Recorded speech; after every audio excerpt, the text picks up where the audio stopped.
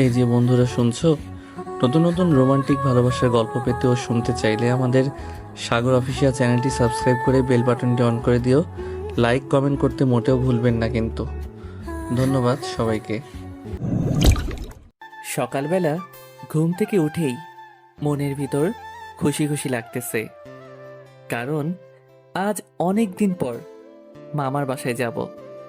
তাই বিছানা থেকে উঠে ওয়াশরুমে গেলাম ফ্রেশ হতে। তারপর ফ্রেশ হয়ে চলে গেলাম খেতে। খাবার টেবিলে দেখি আম্মু বসে আছে, মনে হয় আমার জন্যই বসে আছে। আমি যেতেই আম্মু বলল, কিরে, তোর ঘুম ভাঙলো? আজ না তুই তোর মামার বাসায় যাবি? হ্যাঁ যাব তো মামার বাসায়। আজ দুপুরে রওনা দিব। এখন খাবার দাও তো, ক্ষুধা লাগছে।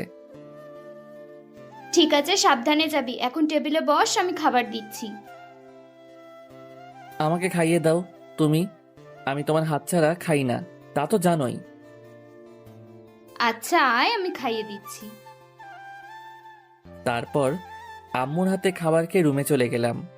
ধুর, আমার পরিচয় দিতেই তো ভুলে গেছি। বরাবরের মতো আমি আপনাদের মাহফুজ আছি। এবার অনার্স দ্বিতীয় বর্ষে, বাবা মায়ের একমাত্র সন্তান। তারপর মামাকে ফোন দিলাম, একবার বাজতেই ফোন ধরে ফেললো। হ্যাঁ মাহবুজ, বল তোর কি খবর? আর আজ না তোর আমার বাসায় আসার কথা ছিল? হ্যাঁ আসবো তো, আজকেই আসবো। কিন্তু তোমার বাসা তো আমি চিনি না, সেই কতদিন আগে ছোটবেলায় গিয়েছিলাম। হ্যাঁ, তুই বাসে উঠে নিউ সিটির উদ্দেশ্যে বেরিয়ে পড়। তারপর নিউ সিটিতে নেমে আমাকে ফোন দিবি। আচ্ছা ঠিক আছে, আমি আজ দুপুরে রওনা দিব। কিন্তু মামা, তোমার মেয়েটার কি খবর? হ্যাঁ হ্যাঁ, অনেক ভালো আছে। আর তোরা সেই ছোটবেলায় কত খেলা করতিস। আচ্ছা, বাসায় আই, তারপর দুজন মিলে গল্প করবি। ওকে মামা। তারপর কথা শেষ করে রেডি হয়ে গেলাম। ও, আমার মামাতো বোনের নাম জারা। এবার অনার্স প্রথম বর্ষে পড়ে। সেই ছোটবেলায় দেখছি ওকে, এখন যে কেমন চেহারা হয়েছে আল্লাহই জানে। মামার বাসায় গিয়ে দেখবো ওকে। তারপর আম্মুর থেকে বিদায় নিয়ে বাসা থেকে বের হয়ে গেলাম মামার বাসার উদ্দেশ্যে। সোজা বাস স্টেশনে গিয়ে নিউ সিটির উদ্দেশ্যে টিকিট কাটলাম। বাসের ভিতরে বসে আছি। কিছুক্ষণ পর বাস রওনা দিল। বাসের ভিতর বসে ইয়ারফোনটা কানে দিয়ে গান শুনছি, কারণ যেতে যেতে 2 ঘন্টা লাগবে। গান শুনতে শুনতে কখন যে চোখটা লেগে গেছে বুঝতেই পারি নাই। হঠাৎ হেল্পারের ডাকে ঘুম ভাঙল। তারপর দেখি আমি নিউ সিটিতে পৌঁছে গেছি। তারপর বাস থেকে নেমে মামাকে ফোন দিলাম। হ্যাঁ, কোথায় তুই? মামা, আমি তো নিউ সিটিতে পৌঁছে গেছি। এখন কোথায় যাব কিছুই তো চিনি না। হ্যাঁ, চিন্তা করিস না, তুই রিক্সাকে বল এলিফ্যান্ট রোডে চলে আয়। আর আমি তোকে ফোনে আমার বাসায় ঠিকানা দিয়ে দিচ্ছি। ওকে মামা, তুমি ঠিকানা পাঠিয়ে দাও। তারপর একটা রিক্সা নিয়ে এলিফ্যান্ট রোডের উদ্দেশ্যে রওনা দিলাম। রিক্সায় বসে শহরের চারপাশ দেখতে লাগলাম। শহরটা বেশ সুন্দর, সাজানো গোছানো। আমার অনেক ভালো লাগলো এই পরিবেশটা। একটু পরে রিক্সা এসে এলিফ্যান্ট রোডে থামলো। তারপর রিক্সা থেকে নেমে ওয়ালেটটা বের করে ভাড়া দিলাম। তারপর হাঁটতে লাগলাম মামার বাসার দিকে। মামা আমার ফোনে তার বাসার ঠিকানা দিয়ে দিয়েছে। আমি চারপাশের পরিবেশ দেখতে দেখতে এগোতে লাগলাম। আমার হাঁটতে ভালো লাগছিল, কারণ নতুন জায়গার সবকিছু দেখতে আমার অনেক ভালো লাগে। মামার দেওয়া ঠিকানা অনুযায়ী হাঁটতে লাগলাম, কিন্তু অনেক সময় হাঁটার পরেও ঠিকানাটা খুঁজে পাচ্ছিলাম না। এগিয়ে অনেক ক্লান্ত হয়ে গেছি। কি যে করি এখন, এসব ভাবতে ভাবতে হাঁটতেছিলাম। আর দিকে তাকিয়ে কিন্তু হঠাৎ করে কিছু একটার সাথে বেশ জোরে ধাক্কা খেলাম। কিন্তু ধাক্কাটা খেলাম কিসের সাথে? আর তখন এই ঠাস করে ডান গালে একটা চর মেরে দিল। তারপর ভালো করে তাকিয়ে একটা মেয়ে আমার সামনে দাঁড়িয়ে আছে। মেয়েটি রাগীভাবে বলতে লাগলো, ওই মিয়া দেখে চলতে পারে না? মেয়ে দেখলে গায়ে পড়তে ইচ্ছে করে নাকি? হ্যাঁ, এমনিতে ঠিকানা খুঁজতে খুঁজতে ক্লান্ত হয়ে গেছি, তার উপর মেয়েটা বিনা কারণে আমাকে চর মারলো। আমি কি ইচ্ছে করে ধাক্কা দিয়েছি নাকি? আমারও রাগ উঠে গেল। তারপর আমিও ঠাস ঠাস করে মেয়েটির দুই গালে দুইটা চর মেরে দিলাম। ওই কুত্তা, তুই আমাকে চড় মারলি কেন? ওই কুত্তি, আগে বল তুই আমাকে চর মারলি কেন? তুই আমাকে ধাক্কা মারলি কেন? তাই তো চড় মেরেছি। তুই মনে হচ্ছে বিশ্ব সুন্দরী যে তোকে ধাক্কা মারতে যাব? পেতনির মতো চেহারা, তার আবার এত দেমাক। ওই কি বলি তুই? আমাকে পেত্নির মতো দেখতে? পেতনি মানে? পেতনির থেকেও খারাপ চেহারা। যাই হোক, এখন ঝগড়া বাদ দাও, আর আমার এই ঠিকানাটা কোথায় একটু বলে দাও। ওই, আমি কি আজ তোকে ঠিকানা বলতে যাব? হ্যাঁ, তুই আমাকে পেত্নি বললি কেন? আমি এখন এক জায়গায় জরুরি কাজে যাচ্ছি, না হলে তোর এখানেই অবস্থা খারাপ করে দিলাম। মেয়েটাকে হেব্বি রাগিয়ে দিয়েছি। তবে হ্যাঁ, মেয়েটি মোটেও পেতনির মতো দেখতে নয়। মেয়েটি একটা বোরকার উপর সুন্দর করে হিজাব পরছে, মুখটা খোলা আর চোখে কাজল দেওয়া।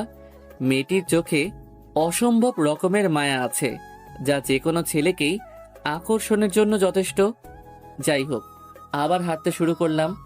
অনেক খোঁজার পর অবশেষে মামার দেওয়া ঠিকানায় এসে পৌঁছালাম, কিন্তু অনেকগুলো বাসার মধ্যে কোনটা যে মামার বাসা সেটা খুঁজে পাচ্ছিলাম না।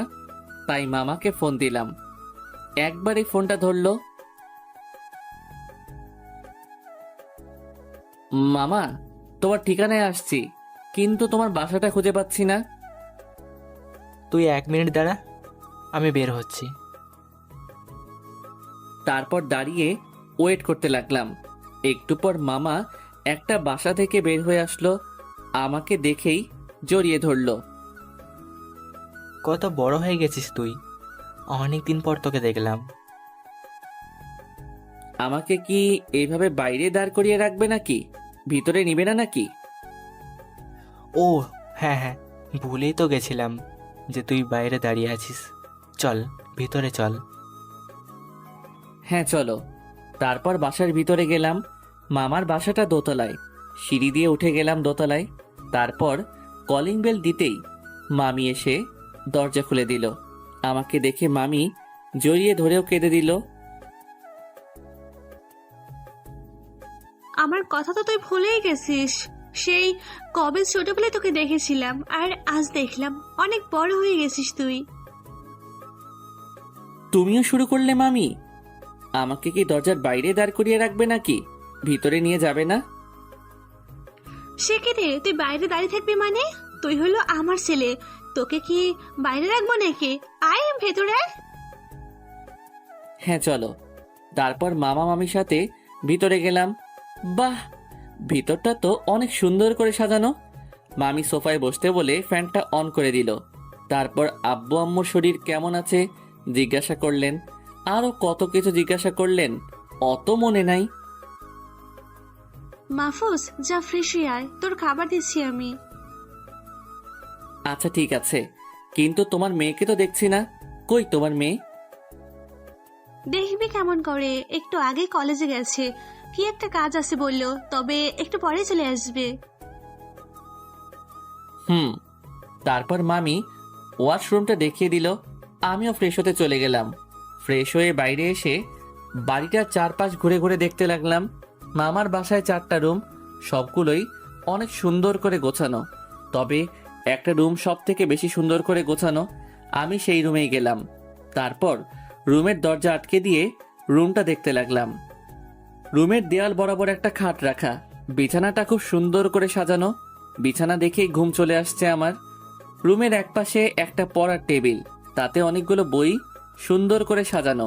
এগুলো দেখে বেশ ভালোভাবেই নিশ্চিত হয়ে গেলাম যে এটা মামার মেয়ের রুম। তাতে আমার কি, আমি এখন বিছানায় বসে বিশ্রাম করি। তারপর বিছানায় হেলান দিয়ে বসে ফেসবুকিং করতে লাগলাম। এমন সময় দরজায় কে যেন নক করলো। ধুর, এমন সময় আবার কে আসবে? অনেক বিরক্তি ভাব নিয়ে বিছানা থেকে উঠে দরজার কাছে গেলাম। তারপর দরজা খুলতেই তো আমার চোখ কপালে উঠে গেল। বাইরে তাকিয়ে দেখি রাস্তায় যে মেয়েটার সাথে ঝগড়া করে আসছি সে দাঁড়িয়ে আছে। মেয়েটা তো আমাকে দেখে বহু গুণে অবাক হয়েছে। আমিও তো কিছুই বুঝতে পারছি না। আমিও অবাক হয়ে তাকিয়ে আছি মেয়েটার দিকে।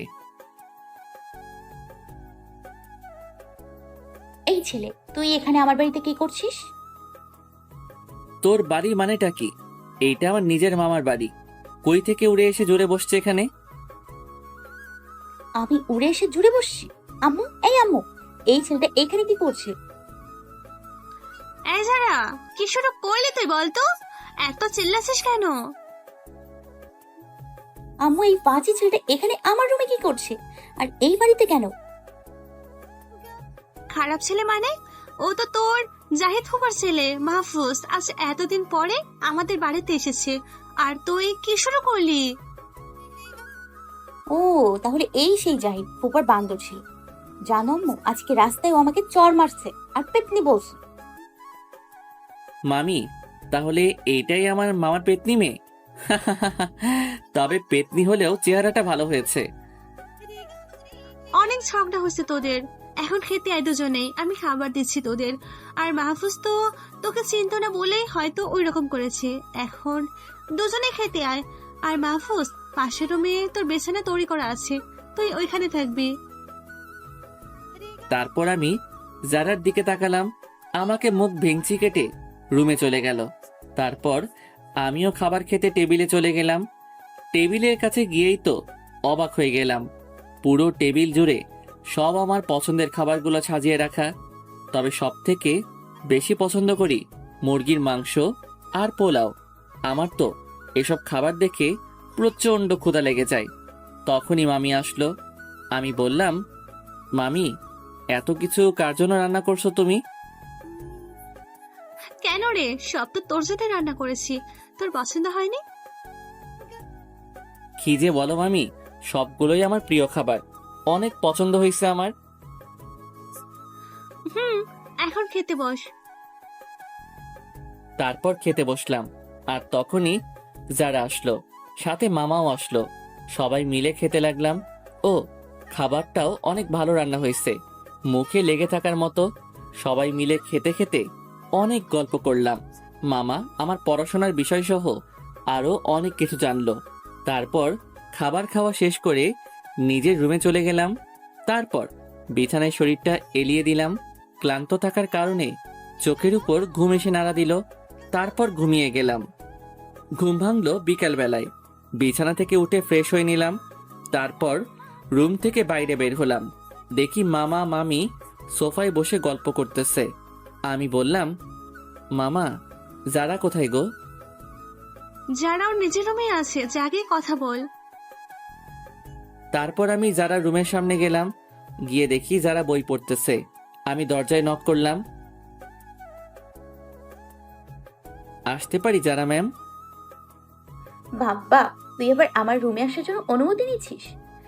আগে তো হুটহাট করে ঢুকে পড়তি। ধুর পাগলি, তখন তো ছোট ছিলাম, তাই বুঝতাম না। এখন তো তুই বড় হয়ে গেছিস। হ্যাঁ হয়েছে, এখন রুমে আসেন। তারপর আমি জারার রুমে ঢুকলাম। গিয়ে জারার পাশে বসলাম। বসে বললাম, ওই যারা, আমার সাথে এখন ঘুরতে চল তো, তোদের শহরটা ঘুরে দেখে আসি একটু। ওকে, চল। তারপর যারার সাথে ঘুরতে বের হলাম। একটা রিক্সা নিয়ে দুজন একটা পার্কে গেলাম। ওখানে অনেক সময় কাটালাম। তারপর যারা ফুচকা খেতে চাইলো, তখন ওকে ফুচকার দোকানে নিয়ে ফুচকা খাওয়ালাম। যারার ফুচকা খাওয়া দেখে তো আমি অনেক বেশি অবাক হয়ে গেলাম। যেখানে আমি 3টা ফুচকা শেষ করতে পারলাম না, সেখানে ও পুরো এক বাটি ফুচকা শেষ করে ফেললো। যারা, আইসক্রিম খাবি? চকলেট আইসক্রিম আমার অনেক পছন্দ। তারপর যারার জন্য চকলেট আইসক্রিম কিনলাম। যারা আইসক্রিম পেয়ে অনেক খুশি হলো। এইভাবে দুইজন অনেক মজা করলাম। সারা বিকাল জুড়ে তারপর একটা রেস্টুরেন্টে নিয়ে গেলাম যারাকে। তারপর ওর পছন্দ মতো সব খাবার অর্ডার করতে বললাম। কিরে আজ এত খাওয়াচ্ছিস, ব্যাপারটা কি? আরে কিছু না, এমনি আজ এতদিন পর আসলাম তো, তাই ট্রিট দিলাম আর কি। তারপর দুজনে খাওয়া শেষ করে রেস্টুরেন্ট থেকে বের হলাম। তারপর একটা রিক্সা ডাক দিলাম। মামা, কই যাব? আমি মামার বাসা ঠিকানা দিলাম। তারপর দুজনে রিক্সায় উঠে বসলাম। রিক্সা তার আপন গতিতে চলতে শুরু করলো। কিছুক্ষণ পর বাসার সামনে এসে রিক্সা দাঁড়ালো। আমি নেমে রিক্সাওয়ালাকে 2000 টাকার একটা নোট দিলাম। তারপর যারাও নেমে গেল। মামা, আমার কাছে তো ভাঙানি টাকা নেই। আরে মামা, রেখে দেন তো। তারপর বাসার ভিতরে চলে গেলাম। দরজার সামনে গিয়ে কলিং বেল দিলাম। মামি এসে দরজা খুলে দিল। তারপর সোজা আমার রুমে চলে গেলাম। বিছানায় বসে ফেসবুকিং করতে লাগলাম। এইভাবে অনেকটা সময় পার হয়ে গেল। মামি এসে রাতের খাবার খাওয়ার জন্য ডেকে গেল। তারপর আমি রুম থেকে বেরিয়ে খাবার খেতে গেলাম। গিয়ে দেখি সবাই আমার জন্য অপেক্ষা করছে। তারপর সবাই মিলে খাওয়া শুরু করলাম। মামি বলল, কি রে, তোদের ঝগড়া মিটমাট হয়েছে? হ্যাঁ মামি, হইছে। ওদের তো সারাক্ষণ ঝগড়া লেগেই থাকে, সেই ছোটবেলা থেকে। খাওয়ার পর্ব শেষ করে রুমে চলে গেলাম। তারপর বিছানায় বসে মোবাইল টিপতেছি। এমন সময় যারা পেতনির আগমন।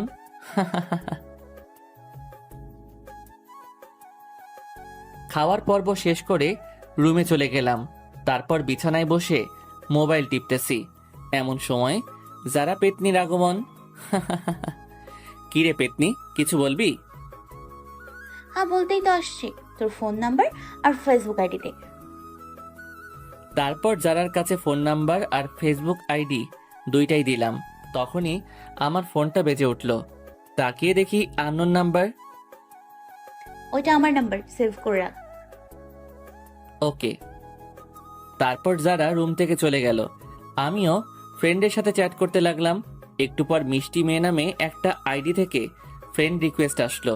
আমি অ্যাকসেপ্ট করার সাথে সাথে মেসেজ আসলো, ওই আমি যারা। ও পেতনি, তাহলে এইটা তোর আইডি? ওই হারামি, তুই আমাকে কি বললি? কই কিছু বলি নাই তো। আমি এখন ঘুমিয়ে গেলাম। হ্যাঁ। ওকে, গুড নাইট। Good night. তারপর ফোনটা রেখে ঘুমিয়ে পড়লাম। হঠাৎ দেখি একটা মেয়ে আমার সামনে হাঁটু গেড়ে ফুল নিয়ে আমাকে প্রপোজ করছে। মেয়েটাকে দেখতে অসাধারণ। আমিও মেয়েটার প্রেমে পড়ে গেছি। তারপর আমি মেয়েটাকে জড়িয়ে ধরলাম। মেয়েটাও আমাকে জড়িয়ে ধরলো। আহ, তখন কি যে একটা অনুভূতি হচ্ছিল। তখনই আমার পুরো শরীর পানিতে ভিজে গেল। আরে এখানে আবার পানি আসলো কই থেকে? তখনই আমার ঘুমটা ভেঙে গেল।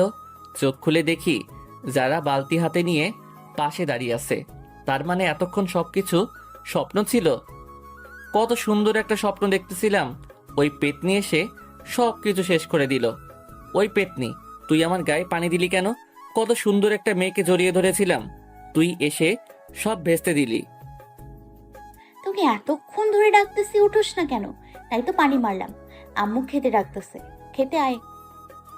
সারা শরীর পানিতে ভিজে গেছে, তাই উঠে ওয়াশরুমে গেলাম ফ্রেশ হতে। তারপর ফ্রেশ হয়ে খেতে চলে গেলাম। সবাই আমার জন্য টেবিলে বসে ওয়েট করতেছে। তারপর সবার সাথে খেতে বসলাম। আজকেও মামি আমার সব পছন্দের খাবার রান্না করছে। অনেক মজা করে খেলাম। খাওয়ার পর সবাই মিলে আড্ডা দিতে বসলাম। গতকাল আসার পর থেকে সবার সাথে বসা হয়নি। সবাই আড্ডা দিতে লাগলাম। যারার খারাপ লাগছে বলল, তাই ও নিজের রুমে চলে গেল। তখন আমি মামা আর মামি কথা বলতে লাগলাম। আমার মামা বড়ই মিশুক মানুষ, সবার সাথেই অতি সহজে মিশে যেতে পারে। আমাকে দুইজনেই অনেক ভালোবাসে, তাই তাদের কথাই যেন শেষ হতে চাইছে না। মামি বলল, মাহফুজ, যারার ব্যবহারে কিছু মনে করিস না।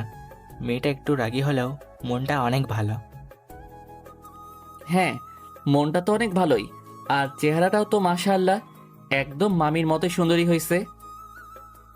তাহলে যারাকে তোর পছন্দ হয়েছে? মানে কি বলতে চাইছো তুমি? হ্যাঁ, ঠিকই বলছি। আমি আর তোর বাবা মিলে তোদের বিয়ে ঠিক করে রেখেছি, সেই তোদের ছোটবেলা থেকে। তুই যদি যারাকে পছন্দ করিস তাহলে তোদের বিয়ে দিয়ে দেব। মামার কথা শুনে তো মনে মনে প্রচণ্ড খুশি হলাম, কারণ ছোটবেলা থেকেই যারাকে আমার ভালো লাগতো। আর এখন তো দেখি মেঘনা চাইতেই জল। হ্যাঁ মামা, আমি যারাকে পছন্দ করি, তবে ও কি আমাকে মেনে নিবে? সেটার দায়িত্ব তোর, তুই যারাকে বোঝাবি। মামার কথা শুনে তো উড়াধুরা নাচতে ইচ্ছা করতেছে। না থাক, আপনাদের সামনে আর নাচবো না। খুশি খুশি মন নিয়ে নিজের রুমে চলে গেলাম। বিছানায় বসে জারার কথা ভাবতে লাগলাম। আহ, পেতনিটা রাজি থাকলে ওকে নিয়েই সারা জীবন কাটিয়ে দিব। কিন্তু ওকে এখনই বিয়ের কথা বলা যাবে না।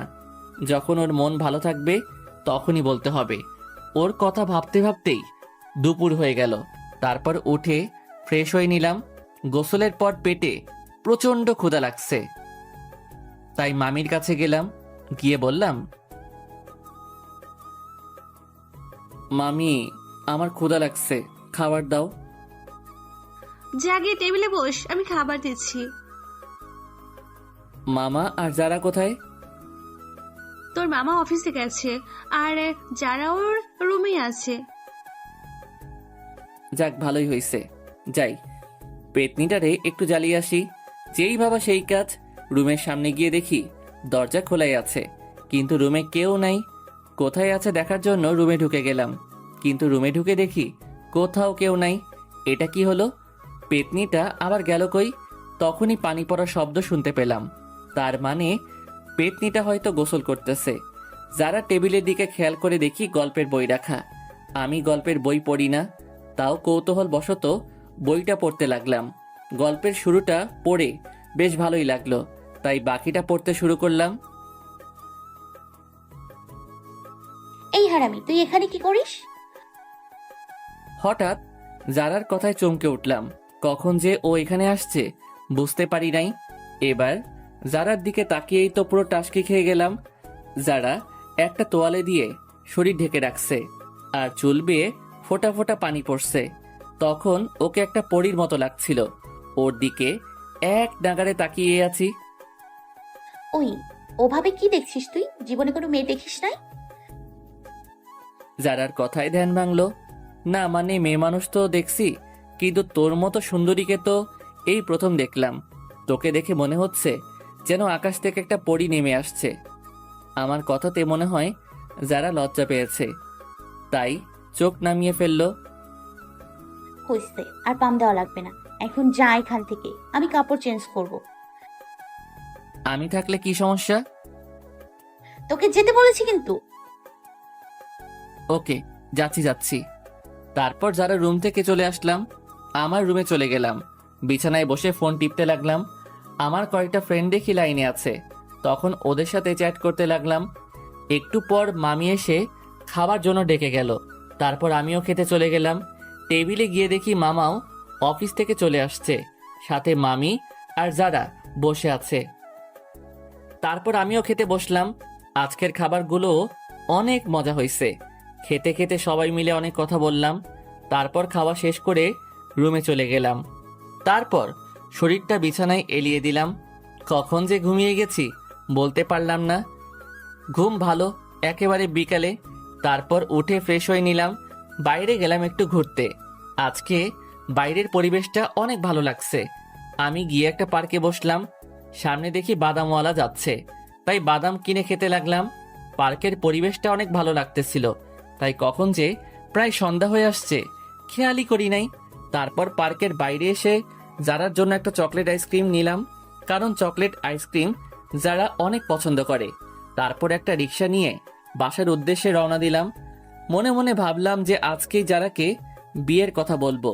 একটু পর রিক্সা বাসার সামনে চলে আসলো। রিক্সা থেকে নেমে ভাড়া দিলাম। তারপর বাসায় গিয়ে কলিং বেল দিলাম। যারা এসে দরজা খুলে দিল আর বলল, কিরে, কই গিয়েছিলি? বাসায় থেকে থেকে বোর হয়ে গিয়েছিলাম, তাই বাইরে থেকে একটু ঘুরে আসলাম। ও,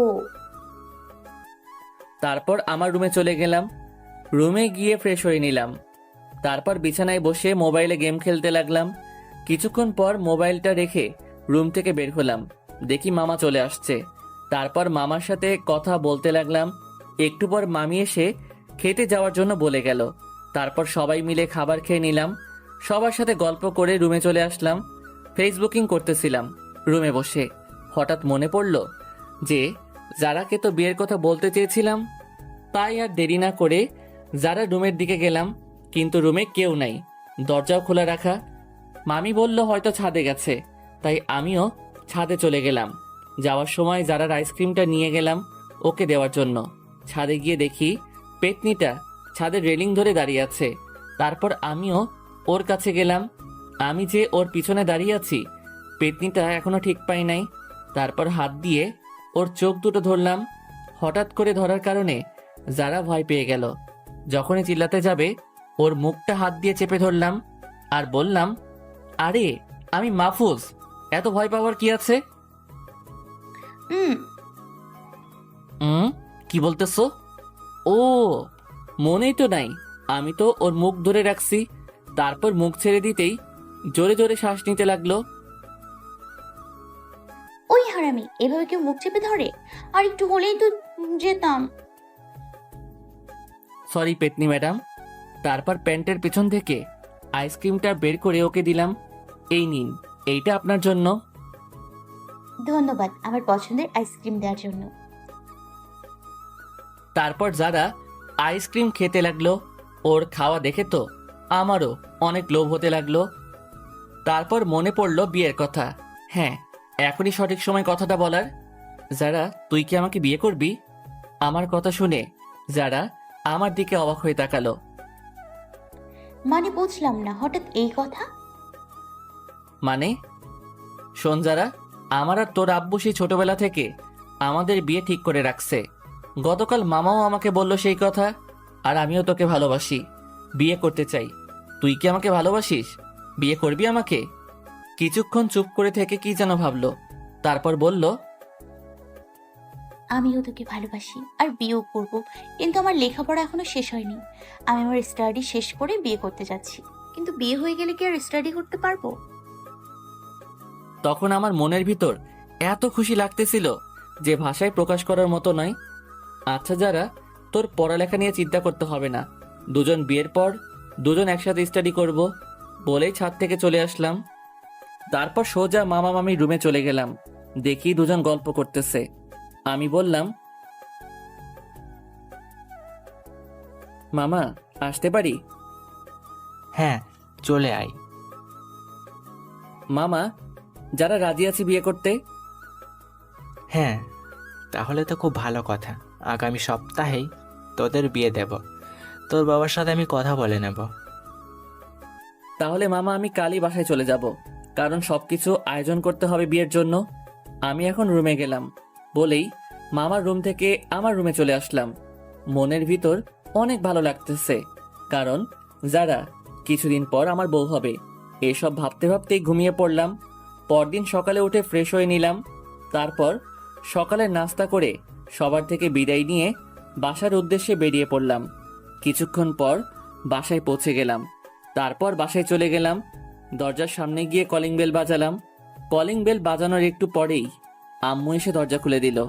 আমাকে দেখেই তো আম্মু অবাক হয়ে গেল আর বলল, কি রে, 2 দিন আগে গেলি আর আজই চলে আসলি? আসার আগে একবারও তো জানাতে পারতিস। হ্যাঁ, হঠাৎ করে চলে আসলাম, কারণ বিয়ের প্রস্তুতি নিতে হবে না। বিয়ের প্রস্তুতি মানে? আরে আম্মু, যারা আমার সাথে বিয়ে করতে রাজি হয়ে গেছে, তাই তো চলে আসলাম আজকে। সবকিছুর আয়োজন করতে হবে না?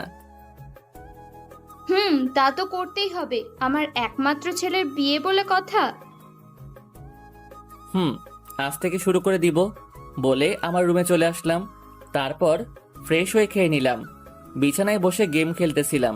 ক্লান্ত হয়ে গেছি মামার বাসা থেকে এসে, তাই শুয়ে পড়লাম বিশ্রাম নেওয়ার জন্য। কখন যে চোখ দুটো লেগে গেছে বুঝতে পারিনি। দুপুরে আম্মুর ডাকে ঘুম ভাঙলো। তারপর উঠে গোসলটা সেরে নিলাম। এখন মনের ভিতর ফুরফুরা লাগছে, কিন্তু গোসলের পর তো প্রচণ্ড ক্ষুধা লাগছে, তাই খেতে চলে গেলাম। আম্মু আগে থেকেই টেবিলে খাবারগুলো সাজিয়ে রাখছে, তাই দেরি না করে খেতে বসে গেলাম। তখনই কলিং বেলটা বেজে উঠল। আম্মু গিয়ে দরজাটা খুলে দিল। দেখি আব্বু অফিস থেকে চলে আসছে। তারপর আব্বুও ফ্রেশ হয়ে খেতে আসলো। সবাই একসাথে বসে খাবার খেয়ে নিলাম। খাওয়া শেষ করে সবাই গল্প করতে বসলাম। আব্বু বলল, কিরে, মাহফুজ মামার বাসায় গিয়ে তো আমাদেরকে ভুলেই গিয়েছিলে, একটা ফোনও তো করলি না।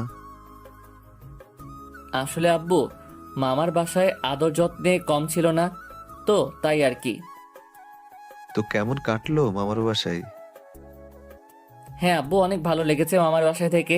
আর হ্যাঁ, একটা কথা বলা হয়নি, যারা তো আমার সাথে বিয়ে করতে রাজি হয়ে গেছে। সেটা তো মামা আমাকে ফোন করে জানিয়ে দিয়েছে। প্রস্তুতি নিয়ে নে, কারণ আগামী সপ্তাহে তোদের বিয়ে। হ্যাঁ আব্বু, আজ থেকে শুরু করে দিব আমার বিয়ে বলে কথা। তারপর আব্বু আম্মুর সাথে আরো সময় কথা বলে রুমে চলে আসলাম। বিছানায় বসে ফেসবুকিং করতে লাগলাম। দেখি যারা লাইনে আছে, তাই ওকে মেসেজ দিলাম। হ্যালো বন্ধুরা, যদি আপনারা আমাদের চ্যানেলে নতুন হয়ে থাকেন, ভিডিওর নিচে থাকা সাবস্ক্রাইব অপশানটায় ক্লিক করে আমাদের চ্যানেলটিকে সাবস্ক্রাইব করে পাশে থাকা বেল আইকনটা অল করে দেবেন পরবর্তী পর্বগুলো দেখার জন্য। ধন্যবাদ। তারপর আব্বু আম্মুর সাথে আরো সময় কথা বলে রুমে চলে আসলাম। বিছানায় বসে ফেসবুকিং করতে লাগলাম। দেখি যারা লাইনে আছে, তাই ওকে মেসেজ দিলাম। কিরে পেতনি, কি করিস? এই হারামি, একদম খেয়ে ফেলবো যদি আর একবার পেতনি বলিস। পেতনিকে পেতনি ছাড়া কি বলবো? হারামজাদা, তোকে তো আমি। থাক, হইছে হইছে, ভয় লাগতেছে আমার। আর রাগ করিস না। তো কেমন আছিস তুই? হ্যাঁ ভালো আছি, তোর কি খবর? হ্যাঁ, আমিও অনেক ভালো আছি। তারপর যারার সাথে আর কিছুক্ষণ কথা বলে ফোনটা রেখে দিলাম। এভাবে দুপুর গড়িয়ে বিকাল হয়ে গেল। আমি আবার প্রতিদিন বিকালে বন্ধুদের সাথে আড্ডা দেই, না হলে শরীরটা কেমন যেন করে। তাই তাহসিনকে ফোন দিলাম। তাহসিন, তুই কই রে? এই তো আমাদের আড্ডা দেওয়ার জায়গায় বসে আছি। আচ্ছা থাক, আমি আসতেছি। তারপর বাসা থেকে বের হয়ে ওদের কাছে চলে গেলাম।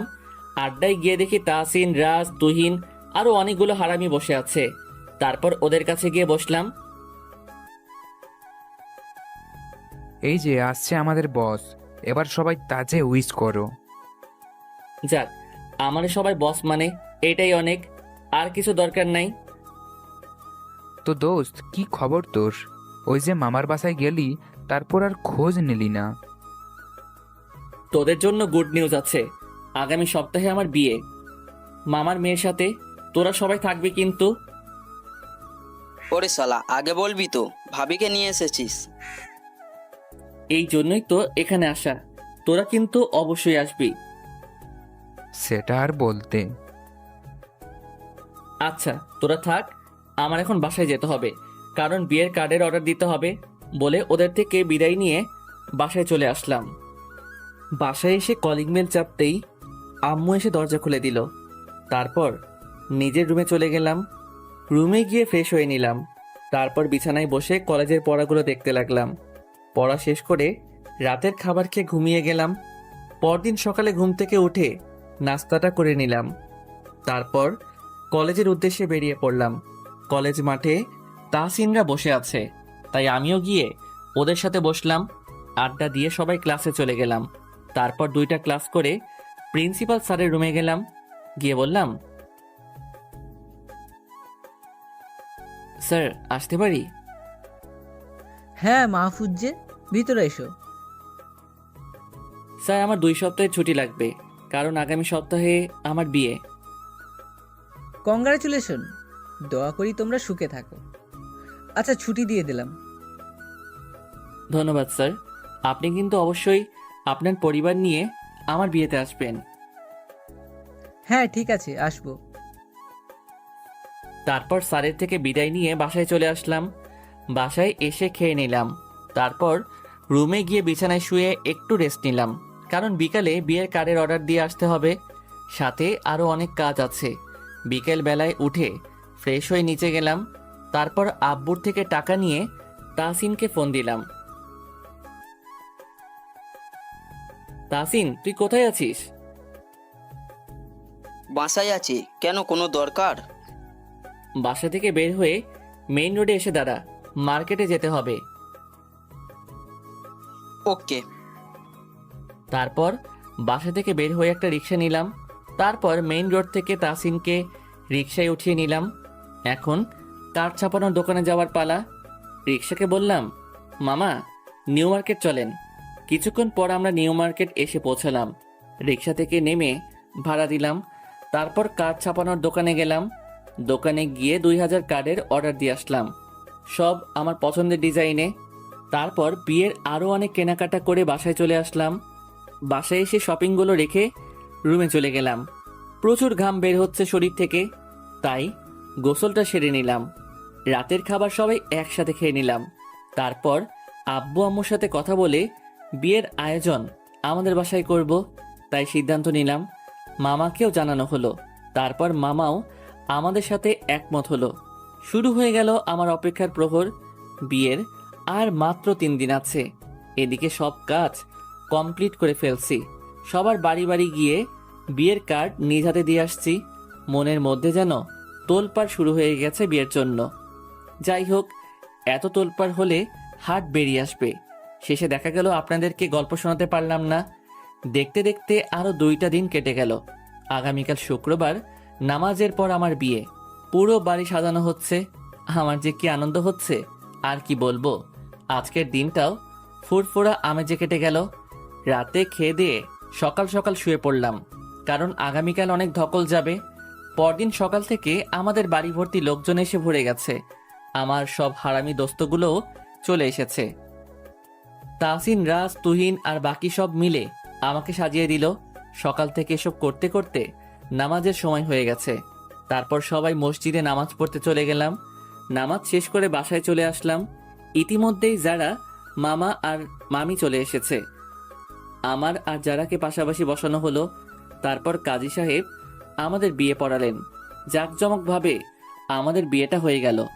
তারপর সব অতিথিদের সাথে কথা বলতে থাকলাম। এভাবে রাত 10টা বেজে গেল। তারপর সবাই মিলে আমাকে বাসর ঘরে পাঠিয়ে দিল। বাসর ঘরের সামনে এসে দাঁড়ালাম। কিন্তু এ কি, বাসর ঘরে ঢুকতেই তো লজ্জা করতেছে। এমনিতে তো যার সাথে ঝগড়া করি তখন তো লজ্জা করে না। তারপর 1 কেজি সাহস নিয়ে বাসর ঘরে ঢুকলাম। রুমের দরজা আটকে দিয়ে পিছনে তাকিয়ে দেখি যারা বিছানায় বসে আছে, মাথায় 1 হাত লম্বা একটা ঘোমটা দেওয়া। তারপর আস্তে আস্তে বিছানার পাশে যেতেই যারা খাট থেকে নেমে এসে পায়ে সালাম করলো। আমিও যারার মাথায় হাত দিয়ে বললাম, বেঁচে থাকো মা, স্বামী সংসার নিয়ে সুখে থাকো। এ কথা বলতেই যারা আমাকে ধাক্কা দিয়ে বিছানায় ফেলে দিল। তারপর আমার বুকের উপর উঠে গেল। রাগী চোখে আমার দিকে তাকালো। আমি তো হঠাৎ এই দেখে ভয় পেয়ে গেলাম। তারপর আমার পাঞ্জাবির কলার ধরে, ওই, তোকে বলেছিলাম না যে আমি আগে লেখাপড়া শেষ করব তারপর বিয়ে করব, কিন্তু তুই আমাকে লেখাপড়া করতে দিলি না কেন? আরে আগে তো কলার ছাড়ো, তারপর বলছি। তারপর যারা আমার কলার ছেড়ে দিল। দেখ যারা, আমি তোকে বিয়ে করছি, কিন্তু এখনই লেখাপড়া বন্ধ করব না। দুজনে একসাথে লেখাপড়া করব। তারপর আমি চাকরি পেলে তারপর আমাকে আপন করে নিবি তুই। তার আগে আমি তোকে টাচ করব না। টাচ করবি না মানে? আমাকে প্রতিদিন আদর করতে হবে, ঘুরতে নিয়ে যেতে হবে, শাড়ি পরাতে হবে, পছন্দের সবকিছু কিনে দিতে হবে, না হলে তোকে খেয়ে ফেলবো।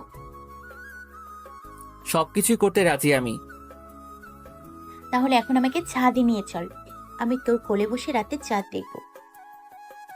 ওকে চল যাই। তারপর আমি ছাদে যেতে লাগলাম। কিন্তু এ কি, যারা দাঁড়িয়েই আছে। কি হলো, তুমি যাবে না? কেউ যদি আমাকে কোলে করে নিয়ে যায় তাহলে যেতে পারি। তারপর আর কি, যারাকে কোলে তুলে নিলাম। যারা আমার কোলে উঠে আমার বুকে মাথা রাখলো। তারপর ছাদে চলে গেলাম। ছাদে একটা সোফা রাখা, 2 জন গিয়ে সেটাতে বসলাম। তারপর যারা আমার কাঁধে মাথা রাখলো। তখন আমার খুব ভালো লাগছে। প্রিয় মানুষটার ছোঁয়া পেলে সবারই অনেক ভালো লাগে। দুজন দুজনের হাত ধরে রাতের চাঁদ দেখতে লাগলাম। আজ চাঁদের আলোটাও অনেক বেশি। চাঁদের আলো এসে সোজা যারার মুখের উপর পড়ছে। তখন যারার মুখটা অনেক মায়াবী লাগছিল, মনে হচ্ছিল ওকে আপন করে নেই, কিন্তু না, সেটা এখন সম্ভব নয়। এইভাবে দুজন অনেক সময় ধরে চাঁদের দিকে তাকিয়ে থাকলাম। কিছুক্ষণ পর জারার আমার কোলে উঠে বুকে মাথা রাখলো। এভাবে আমাকে সারা জীবন তো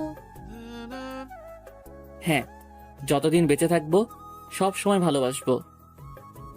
কখনোই আমাকে ছেড়ে যাবি না তো? পাগল নাকি? যে কষ্ট করে তোকে পেয়েছি ছাড়ি কেমনে? ধুর ফাজিল কোথাকার। আচ্ছা, অনেক রাত হয়ে গেছে, এখন রুমে চল। কেউ যদি আমাকে কোলে করে নিয়ে যায় তবে যেতে পারি। তারপর যারাকে কোলে তুলে নিলাম, ঠিক যেন একটা আটার বস্তা কোলে নিলাম।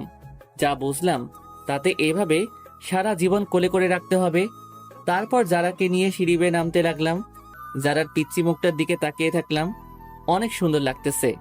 হঠাৎ এই যারা আমার ঠোঁট জোড়া ওর দখলে করে নিল। এমনিতেই কোলে করে সিঁড়ি দিয়ে নামছি, তার উপর এই কাহিনী করে বসলো। এবার দুইজনেই একসাথে পড়বো। একটু পর আমাকে ছেড়ে দিল। আমি ততক্ষণ সিঁড়িতেই দাঁড়িয়েছিলাম। সিঁড়িতে দাঁড়িয়ে আছিস কেন? তুই যা শুরু করছিলি তাতে দুজনেই একসাথে পড়ে যেতাম। আসলে তোর লাল ঠোঁট দেখে নিজেকে সামলাতে পারিনি। তারপর ওকে নিয়ে রুমে চলে গেলাম। আমার কোলেই ছিল, তাই বিছানায় নামিয়ে দিলাম। আচ্ছা, এখন তো আমরা স্বামী স্ত্রী, তাহলে তুমি করেই তো বলা যায়। না, আমি তোকে তুই করেই বলবো। অন্তত আব্বু আম্মুর সামনে তুমি করেই বলিস। ওকে ঠিক আছে। তারপর দুজনে শুয়ে পড়লাম। খুনসুটি করতে করতে কখন যে ঘুমিয়ে পড়লাম মনে নাই। সকালে ঘুম ভাঙতেই বুকের উপর ভারী কিছু অনুভব করলাম। ভালো করে চোখ খুলতে দেখি পাগলিটা আমার বুকের উপর শুয়ে আছে। পাগলিটার মুখের দিকে তাকিয়ে দেখি একদম পিচ্চি বাচ্চাদের মতো ঘুমিয়ে আছে। তাই ওর ঘুমটা ভাঙালাম না। কি নিষ্পাপ একটা মেয়ে, ঘুমিয়ে থাকলে আর জেগে থাকলে যেন দজ্জাল। যারার মুখের দিকে তাকিয়ে এসব ভাবতেছিলাম। হঠাৎ যারা ঘুম থেকে উঠে গেল, আমি তখনও ওর দিকে তাকিয়েছিলাম। ওই এভাবে তাকিয়ে কি দেখিস? তোর মায়াবী মুখটা দেখি। অনেক দেখা হয়েছে, এখন স্যার আমাকে ওয়াশরুমে যাব। আমি কি ধরে রাখছি নাকি তোকে? তুই তো নিজেই আমার উপরে শুয়ে আছিস। তারপর আমিও বিছানা থেকে উঠে জানালার সামনে গিয়ে দাঁড়ালাম। সকালের মিষ্টি রোদ উঠেছে বাইরে। বাইরের পরিবেশটাও অনেক ভালো লাগছে। একটু পর যারা ওয়াশরুম থেকে বের হলো, তারপর আমি গেলাম। ফ্রেশ হয়ে বাইরে আসলাম, দেখি যারা টাওয়েল নিয়ে দাঁড়িয়ে আছে।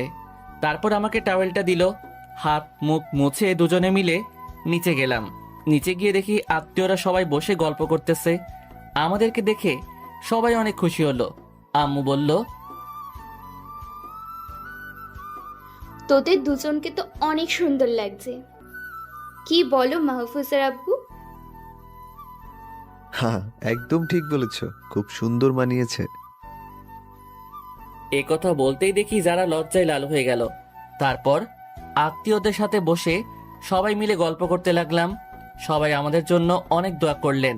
একটু পর আমাদের খেতে যাওয়ার জন্য আম্মু বলে গেল। তারপর সবাই মিলে খেতে চলে গেলাম। টেবিলে বসে খাবার খাচ্ছি, তখন দেখি আম্মু যারাকে নিজ হাতে খাইয়ে দিচ্ছে।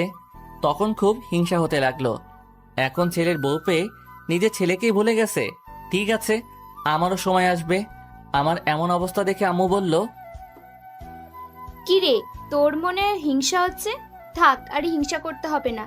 কাছে এসে বস, তোকেও খাইয়ে দিচ্ছি। খাওয়ার পর্ব শেষ করে সবাই আমাদেরকে নিয়ে গল্প করতে বসলো। আমাদের মাঝখানে বসিয়ে সবাই গোল হয়ে গল্প করতে লাগলো। এত গল্প যে কেমনে করতে পারে আল্লাহই ভালো জানে। আমার তো অশান্তি ধরে যাচ্ছিল। এইভাবে গল্প করতে করতে দুপুর হয়ে গেল। তখন সবাই ফ্রেশ হতে চলে গেল। যাক বাবা, এতক্ষণে মুক্তি পেলাম। যারার দিকে তাকিয়ে দেখি যারাও বিরক্ত হয়ে গেছে। তারপর যারার হাত ধরে ওখান থেকে উপরে চলে আসলাম। রুমে গিয়েই যারা দরজা আটকে দিল। তারপর আস্তে আস্তে আমার দিকে এগোতে লাগলো। যারার মতিগতি ভালো বুঝলাম না, তাই আমিও পিছনের দিকে যেতে লাগলাম। হঠাৎ করে যারা আমাকে খাটের উপর ফেলে দিল, তারপর আমার বুকের উপর উঠে গেল। কি হচ্ছে কিছুই তো বুঝতে পারতেছি না। এই যারা, কি করতেছো? আমার কথা না শুনে আবার ঠোঁটের দিকে এগোতে লাগলো, আস্তে আস্তে একদম আমার ঠোঁটের কাছে চলে আসলো। আমার মুখ দিয়ে তো কোনো কথাই বের হচ্ছে না। হঠাৎ যারা দুই ঠোঁট এক করে দিল। আমি তো যারার এইরকম ব্যবহারে একদম অবাক হয়ে গেছি। আমাকে বললেই হতো যে আদর লাগবে। যারা এমনভাবে ঠোঁট জোড়া চুষতেছে যেন কতদিনের না খাওয়া মানুষ। হঠাৎ করে ঠোঁটে একটা কামড় মেরে দিল। আমি তো ব্যথায় করে উঠলাম, কিন্তু যারা কিস করেই যাচ্ছে। পুরো 10 মিনিট পর ছাড়লো। আমার দম যেন বন্ধ হয়ে গেছিল। দুজনেই হাঁপাচ্ছি। এভাবে কেউ কিস করে? সরি, আসলে তোর ঠোঁট দুটো এত নরম যে ছাড়তে ইচ্ছে করছিল না। তাই বলে কামড় মারতে হবে? মানে আসলে ধুর, আমি গোসলে গেলাম। তারপর গোসল করতে ওয়াশরুমে চলে গেলাম। মনের মতো করে শাওয়ার নিলাম। আমার পর যারা গোসল করবে, তাই তাড়াতাড়ি বের হয়ে গেলাম। ওয়াশরুমে থেকে বেরিয়ে দেখি যারা টাওয়েল হাতে করে দাঁড়িয়ে আছে। তারপর টাওয়েল নিয়ে শরীরটা মুছতে লাগলাম। আর যারা ফ্রেশ হতে গেল। তারপর যারা গোসল করে বের হয়ে আসলে দুজনে নিচে চলে গেলাম দুপুরের খাবার খেতে। নিচে গিয়ে দেখি সবাই আমাদের জন্য বসে ওয়েট করছে। তারপর দুজন তাদের সাথে বসলাম খাবার খেতে। অনেক গল্প আর মজার ভিতর দিয়ে খাওয়ার পর্ব শেষ হলো। খাওয়া শেষ হতেই আব্বু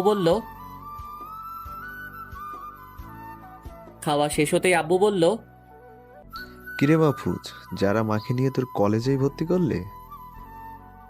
হ্যাঁ আব্বু, এখানেই ভর্তি করব, যাতে ওর খেয়াল রাখতে পারি সব সময়। তো কবে ভর্তি করলি ওকে? আগামীকালই ভর্তি করব যারাকে। আচ্ছা ঠিক আছে। তারপর সবার সাথে আর কিছুক্ষণ গল্প করে আমার রুমে চলে আসলাম। বিছানায় শরীরটা এলিয়ে দিলাম। অনেক ঘুম পাচ্ছে এখন। চোখটা বন্ধ করতেই যারা আমার বুকের উপর এসে শুয়ে পড়ল। ওই পাগলি, সারা জীবন কি এইভাবেই আমার বুকটাকে বালিশ বানাবে নাকি? হ্যাঁ, ওই জন্যই তো বিয়ের সময় কবু বলেছিলাম, যাতে সারা জীবনের জন্য বুকটাতে মাথা রাখতে পারি। এই বলে আমাকে শক্ত করে জড়িয়ে ধরলো। আমিও যারাকে জড়িয়ে ধরলাম। মেয়েটা আসলে অনেক পাগলি, তবে রাগ থাকলেও মনটা অনেক ভালো আর খুব কিউট। এভাবেই যারাকে নিয়ে ভাবতে ভাবতে ঘুমিয়ে গেলাম। বিকেলে যারার ডাকে ঘুম ভাঙলো। এই, আর কত ঘুমাবি? বিকাল হয়ে গেছে, উঠে পড়ে। এখন যা তো এখান থেকে, আমাকে ঘুমাতে দে। একটু শান্তি মতো কি ঘুমাতেও পারবো না? কিছুক্ষণ পর মনে হলো দম আটকে মরে যাব। হাত পা ছোটাতে লাগলাম। তখন যারা ছেড়ে দিল। ওই, তুই আমার বউ নাকি অন্য কিছু? অল্প বয়সে বিধবা হওয়ার শখ হয়েছে নাকি? এইভাবে কেউ নাক মুখ চেপে ধরে? মরে গেলে কিস করে বাঁচিয়ে নিতাম। ধরে মরে যেতাম। সরে যা, আমি ওয়াশরুমে যাব। তারপর ফ্রেশ হতে চলে গেলাম। যারা আমার রাগ দেখে মিট মিট করে হাসতে লাগলো। তখন যে ওর উপর কি রাগ হচ্ছিল তা আর কি বলবো। তারপর ফ্রেশ হয়ে বাইরে আসলাম। এসে দেখি যারা অনেক সুন্দর করে সেজেছে। অনেক ভালো লাগছে ওকে। কি রে, কোথাও যাবি নাকি? আমার বরদের সাথে বাইরে একটু ঘুরতে যাব। কই যাবি? বরটা যেখানে নিয়ে যায় সেখানেই যাব। তারপর যারাকে নিয়ে বাইরে ঘুরতে বের হলাম। প্রথমে একটা পার্কে গিয়ে বসলাম দুজনে। ওখানে পরিবেশটা অনেক ভালো। অনেক সময় পার্কে কাটিয়ে দুজন পার্ক থেকে বের হলাম। তারপর একটা রেস্টুরেন্টে গিয়ে যারা সব পছন্দের খাবার খাওয়ালাম। ওই, আমাকে আইসক্রিম খাওয়াবে কে? ও তাই তো, আসল জিনিসটা কিনতেই তো ভুলে গেছি। তারপর যারার জন্য চকলেট আইসক্রিম কিনে দিলাম। তখন সন্ধ্যা হয়ে গেছে। আমি আর যারা দুজনের হাত ধরে হাঁটছি। যারা ওর মাথাটা আমার কাঁধের পর দিয়ে রাখছে। জানিস, আজ আমার অনেক দিনের ইচ্ছেটা পূরণ হলো। কি ইচ্ছা? এই যে প্রিয় মানুষের হাত ধরে রাতের বেলা রাস্তা দিয়ে হাঁটা। ও, তারপর আমরা হাঁটতে হাঁটতে বাসায় চলে গেলাম। বাসায় গিয়ে কলিং বেল দিতেই আম্মু এসে দরজা খুলে দিল। তারপর রুমে চলে গেলাম। দুজনে ফ্রেশ হয়ে রাতের খাবার খেয়ে ঘুমিয়ে গেলাম। পরদিন সকালে যারার ডাকে ঘুম ভাঙলো। ওই, ঘুম থেকে উঠ, আজ আমাকে কলেজে ভর্তি করাবি না? হ্যাঁ করব, তুই সব কাগজপত্র নিয়ে নে। হুম। তারপর উঠে ফ্রেশ হয়ে নিলাম, নিচে গিয়ে সকালে নাস্তাটা করে নিলাম। আব্বু বলল, মাহফুজ, আমি তোর প্রিন্সিপাল স্যারকে বলে দিয়েছি, তুই গিয়ে যারা আমাকে ভর্তি কর। ওকে আব্বু। তারপর যারাকে নিয়ে বেরিয়ে গেলাম কলেজের উদ্দেশ্যে। আজকে বাইকটা সাথে করে নিয়ে গেলাম। সারা রাস্তা জুড়ে যারা বক বক করছে। তারপর কলেজে পৌঁছেই সোজা প্রিন্সিপাল স্যারের রুমে চলে গেলাম। স্যার আসতে পারি? হ্যাঁ এসো মাহফুজ, তোমার আব্বু ফোন করে ভর্তির ব্যাপারে জানিয়ে দিয়েছে। যারা কাগজগুলো দাও। তারপর যারা কাগজগুলো জমা দিল। যারা মা, তুমি শুধু এখানে একটা সাইন করে দাও, তাতেই হবে। তারপর যারা সাইনটা করে দিল। সবকিছু শেষ হলে স্যারের রুম থেকে বের হলাম। কলেজ ক্যাম্পাসে আসতেই যারা তো অবাক, আর সাথে অনেক খুশিও, কারণ এত বড় কলেজ ক্যাম্পাস যারা কখনোই দেখে নাই। আর আমাদের ক্যাম্পাসটাও খুব সুন্দর করে সাজানো। যারা পুরো ক্যাম্পাসটা ঘুরে ঘুরে দেখতেছে, আর আমি ওর পিছু পিছু যাচ্ছি। যারা পুরো ক্যাম্পাসটা ঘুরে দেখলো। যারা আমাদের কলেজে অনেক সুন্দর একটা পুকুর আছে, চলো ওখানে গিয়ে বসি। ওকে চলো। একটা কথা বলবো? হ্যাঁ বলো। আমিও তোমাকে তুমি করে বলছি, আর তুমিও কিন্তু আমাকে তুমি করেই বলছো। সো এখন থেকে আমরা তুমি করেই বলি। আচ্ছা ঠিক আছে। তারপর দুজনে গিয়ে পুকুরের পাশে বসলাম। পুকুরে শাপলা ফুল ফুটেছে, যা দেখতে অসাধারণ লাগছে। আচ্ছা মাহফুজ, আমরা সারা জীবন ঠিক এভাবেই থাকবো তো? হ্যাঁ, সবসময় এভাবেই থাকবো, যতদিন বেঁচে থাকবো। একথা বলতেই যারা আমার সাথে একদম মিশে যায়। দুজন অনেক সময় পুকুরের পাশে কাটালাম। একটু পর ওখান থেকে ক্যাম্পাসে আবার চলে আসলাম। এসে দেখি তাহসিন, রাজ, তুহিন বসে বসে গল্প করতেছে। তারপর আমি আর যারা ওদের কাছে গিয়ে বসলাম। আরে যারা পূজে, কেমন আছো? এই তো অনেক ভালো আছি, আপনি কেমন আছেন? হ্যাঁ, আমিও অনেক ভালো আছি। তবে শোনো, তুমি মাহফুজের বউ, তাই আমাদেরকে তুমি করেই ডাকবে। ওকে ঠিক আছে ভাইয়া। এতক্ষণ ধরে ওদের কথাবার্তা শুনতেছিলাম, আমি কোনো কথা বলার মতো সুযোগই পাই নাই। তারপর রাজ, তুহিন, তোদের কি খবর? আমরা সবাই অনেক ভালো আছি, কিন্তু আমাদের ট্রিট কই ভাই? বিয়ে তো সবাই খেলি, তারপরও ট্রিট লাগবো? হ্যাঁ লাগবে, আর এক্ষুনি। ওকে, একটা রেস্টুরেন্টে চল, তোদেরকে ট্রিট দিব। তারপর সবাইকে নিয়ে একটা রেস্টুরেন্টে গেলাম। পাশাপাশি দুইটা টেবিলে সবাই মিলে বসলাম। তারপর সবাইকে বললাম খাবার অর্ডার করতে। তারপর ওরা ইচ্ছে মতো অর্ডার দিতে শুরু করলো। আমি তো অবাক হয়ে তাকিয়ে আছি ওদের দিকে। ওরা এমনভাবে অর্ডার করতেছে যেন সবগুলোই কত দিনের না খাওয়া। কিরে, এত খাবার তিনজনে মিলে খেতে পারবি তো? দেখতে থাক তুই। যারা তুমি কি খাবে? আমাদের জন্য দুটো ব্ল্যাক কফি বলো। ওকে ঠিক আছে। তারপর দুইটা ব্ল্যাক কফি দিতে বললাম আমার আর যারার জন্য। সব হারামিগুলো এমনভাবে খাচ্ছে যেন কোনোদিন কিছুই খাই নাই। যারা ওদের খাওয়া দেখে মিট মিট করে হাসতেছে। টেবিলে যত খাবার ছিল সবকিছু ওরা নিমিষেই সাবার করে দিল। আমি তো কি বলবো কিছু খুঁজে পাচ্ছি না। ওরা যে এতটা খাদক সেটা আমার জানা ছিল না। আমাদের সবার খাওয়া শেষ হলে বিল পে করতে গেলাম। তারপর বিলের কাগজ দেখে তো আমার মাথায় আকাশ ভেঙে পড়ল। পকেট তো পুরোটা ফাঁকা করার জোগাড়। তারপর বিলটা দিয়ে সবাই রেস্টুরেন্ট থেকে বের হয়ে গেলাম। তারপর সবাই মিলে আবার কলেজ ক্যাম্পাসে গেলাম। কিছুক্ষণ সবাই মিলে আড্ডা দিয়ে দুপুরে বাসায় চলে আসলাম। বাসার সামনে এসে কলিং বেল দিলাম। কিছুক্ষণ পর আম্মু এসে দরজা খুলে দিল। তারপর ভিতরে ঢুকলাম, দেখি মামা, মামি আর আব্বু মিলে গল্প করতেছে। মাহফুজ, তোরা দুজনে রুমে গিয়ে ফ্রেশ হয়ে আয়, সবাই একসাথে খাবো। আচ্ছা আব্বু। তারপর আমি যারাকে নিয়ে রুমে চলে আসলাম। যারা ওয়াশরুমে গেল কাপড় চেঞ্জ করে আসতে। আমিও কাপড় চেঞ্জ করলাম। তারপর ফ্রেশ হয়ে খেতে চলে গেলাম। সবাই টেবিলে বসে আমাদের জন্যই ওয়েট করতেছে। তারপর সবাই মিলে খেয়ে নিলাম। খাওয়ার পর্ব শেষ করে রুমে চলে গেলাম। সকাল থেকে বেশ ধকল যাওয়ায় ক্লান্ত লাগছে এখন, তাই বিছানায় শরীরটা এলিয়ে দিলাম। ক্লান্তিতে কখন যে চোখটা লেগে গেছে বুঝতেই পারি নাই।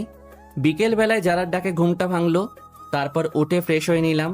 প্রত্যেক দিন বিকেল বেলাতেও বাইরে থেকে ঘুরে আসি, তাই অভ্যাস হয়ে গেছে। যারাকে নিয়ে বাইরে ঘুরতে চলে গেলাম। বড় রাস্তা দিয়ে হাঁটার সময় হঠাৎ করেই যারা থেমে গেল। কি হলো, তুমি থেমে গেলে কেন? ওই যে দেখো ফুচকার দোকান, আমি ফুচকা খাবো। তারপর আর কি করার, মেয়েদের মন সব সময় ফুচকা খাই খাই। মেয়েদের চোখে কোনো কিছু না পড়লেও ফুচকা ঠিকই চোখে পড়ে যায়। দেখি ফুচকা মামা বেশ বড় করেই একটা দোকান দিয়েছে। তারপর যারাকে নিয়ে ফুচকার দোকানে গেলাম। যারা 2 প্লেট ফুচকা অর্ডার করলো। এই যারা, আমি ফুচকা খাই না। আজ না হয় আমার জন্যই খাও, তারপর আর কি, আমার রাজি হতে হলো। সেখানে বসার জন্য বেঞ্চ রাখা ছিল, ওখানে দুজনে মিলে বসলাম। তারপর যারা আমার কাছে এসে বক বক করতে লাগলো।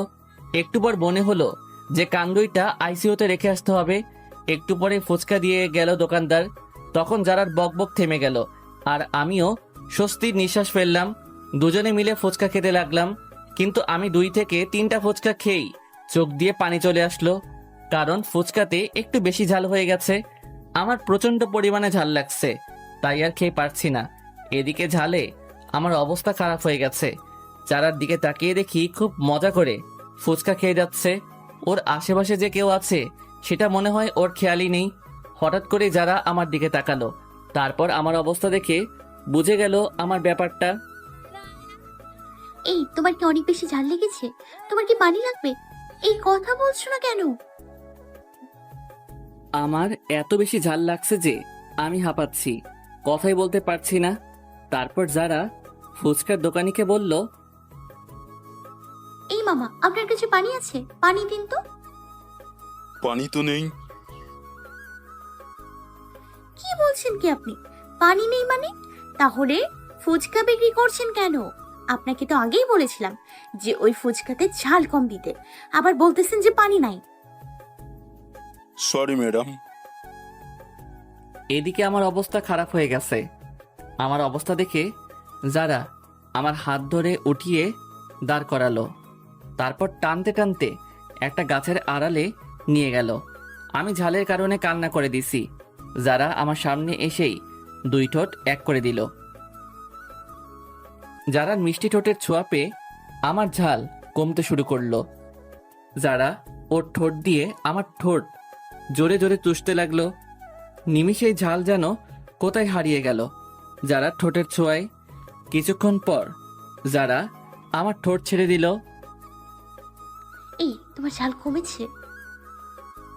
তারপর আমি না বলতেই যারা আবার ওর ঠোঁট দিয়ে আমার ঠোঁট জোড়া চেপে ধরলো। এইভাবে কিছুক্ষণ থেকে তারপর ছেড়ে দিল।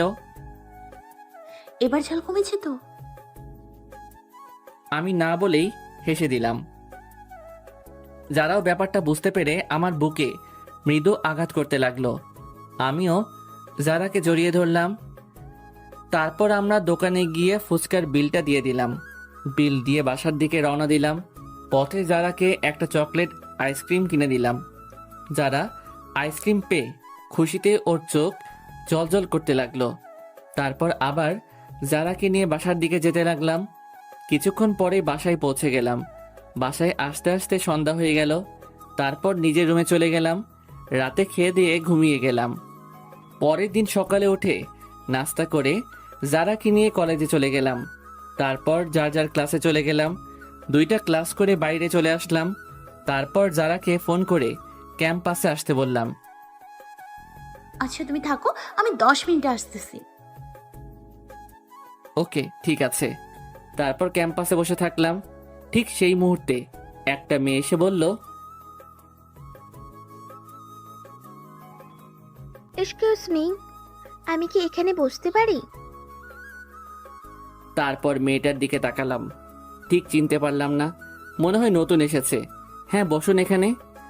তারপর মেয়েটি আমার পাশে এসে বসলো। আচ্ছা, আমি এই কলেজে নতুন এসেছি। কাউকে তেমন চিনি না, আমাকে কি আপনার বন্ধু বানাবেন? হ্যাঁ অবশ্যই, কেন নয়? হাত বাইরে দিয়ে। হাই, আমি তাইবা। আমিও মুচকি এসে হাত বাড়িয়ে হ্যান্ডশেক করলাম। হাই, আমি মাহফুজ। ঠিক সেই মুহূর্তে যারা আমাদের সামনে চলে আসলো। আমি তখনও তাইবার হাত ধরে বসে আছি। যারা হঠাৎ করে চলে আসায় হাতটা ছাড়তে মনে নাই। ও তাহলে এখানে এই কাজ চলছে। মাহফুজ, তুমি কি করে পারলে আমার সাথে এরকম করতে? আমি তো যারার কথায় কিছুই বুঝতে পারতেছি না। কি হয়েছে? যারা কি বলতেছো এসব? কি বলতেছি মানে তুই বুঝতে পারছিস না?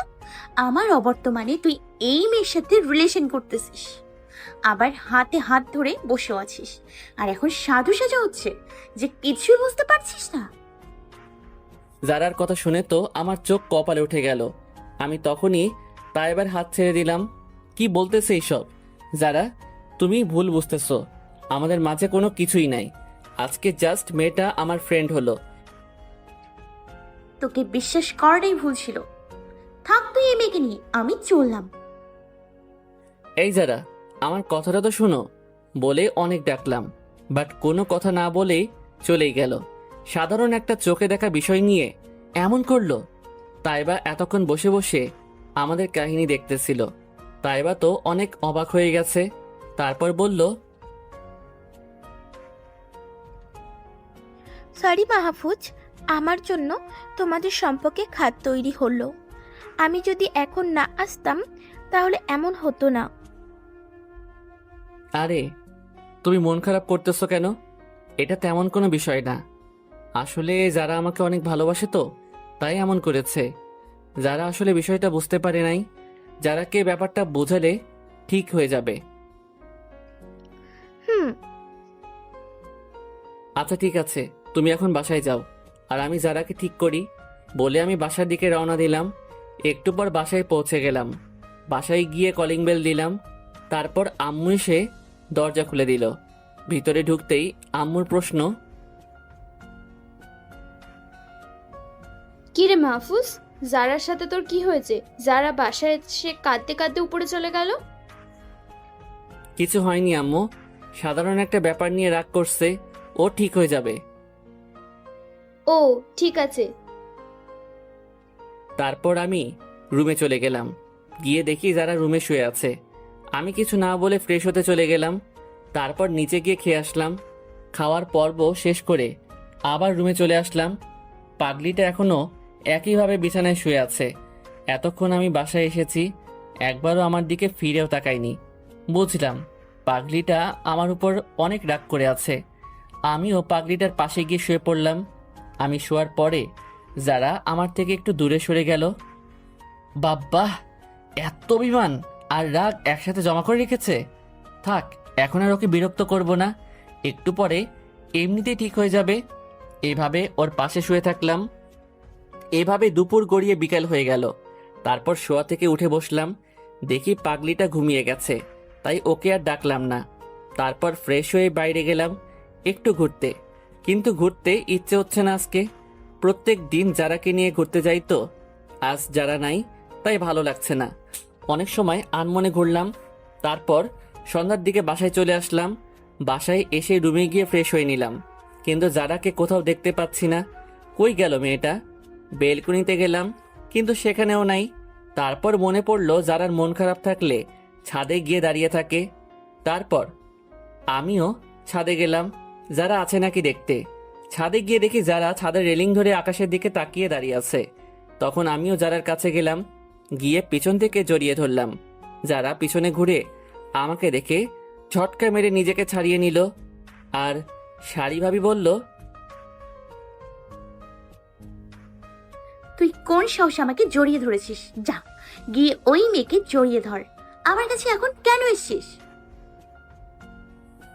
যারা, তুমি ব্যাপারটা ভুল বুঝতেছো। মেয়েটা শুধুমাত্র আমার বন্ধু। হ্যাঁ, এখন তো আমাকে এসবই বোঝাবি। আমিই ভুল করেছিলাম তোকে ভালোবেসে। ঠাস ঠাস করে যারাকে দুইটা চড় মেরে দিলাম। ওই, তোকে কতবার বলবো যে আমি কোনো রিলেশনে নাই?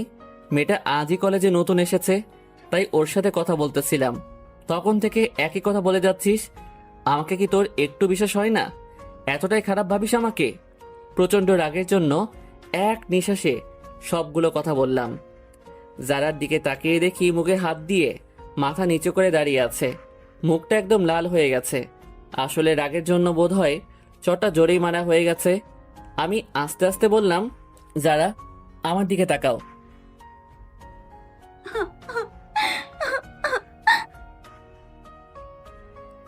এই যারা, আমার দিকে তাকাতে বলছি কিন্তু, না হলে কিন্তু এবার খারাপ হয়ে যাবে। মাহফুজ, তুমি আমাকে মাফ করে দাও। আমি বিষয়টা বুঝতে পারিনি।